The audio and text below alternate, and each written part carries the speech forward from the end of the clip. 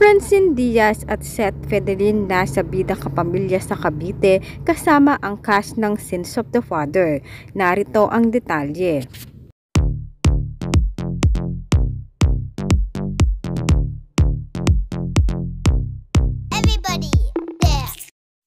Pinagkaguluhan sa Cavite ang mga bida sa cast ng Sins of the Father na sina Gerald Anderson, Jessie Mendiola at Francine Diaz. Hinahanap ng mga netizens si Seth Federin dahil na-late ito. Ayon kay Francine Diaz ay na-late si Seth Federin dahil may shoot ito sa Benz.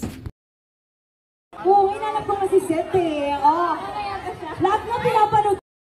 Pinagkaguluhan ng mga tao si Francine Diaz sa Cavite at maraming mga nagpa-picture sa kanya.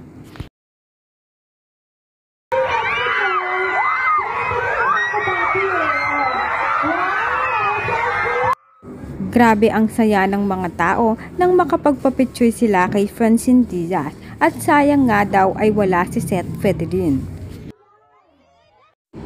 Spotted naman ang pagdating ni Seth Federin at Francine Diaz sa mall.